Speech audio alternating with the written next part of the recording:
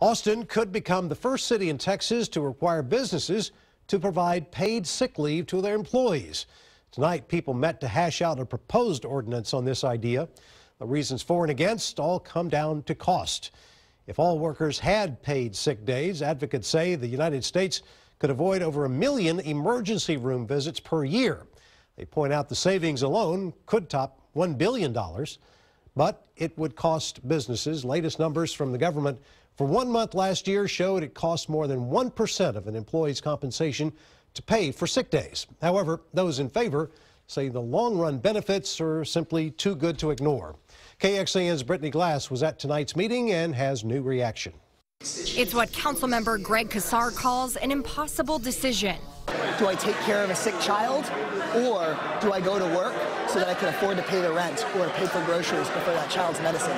Because it's estimated that more than half of Hispanics in Austin do not have sick days, members of the Greater Austin Hispanic Chamber of Commerce met Monday with Councilmember Casar.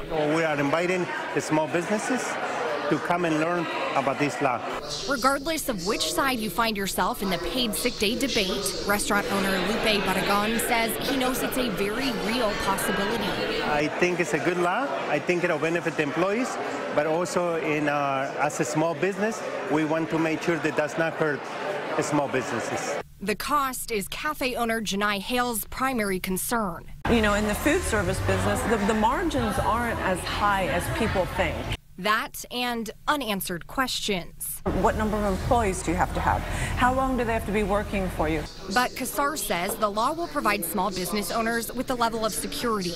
Everyone is going to have to do it, and so it's not like we're picking some businesses over others. As for Barragon, small businesses, owners or operators, as well as the employee, it needs to benefit everybody. Brittany Glass, KXAN News. The Austin City Council will vote on this idea on February 15th. As is, the ordinance requires at least 1 hour of sick time earned per 30 hours worked. It caps out to 8 total sick days per year. That is, unless an employer wants to allow for more sick days. Here's a look at some of the major cities with this policy. New York City, Philadelphia, Los Angeles, and San Francisco, Seattle, Minneapolis, St. Paul, as well as Cook County, Illinois, which includes much of Chicago. In fact, there are 8 states total and the District of Columbia.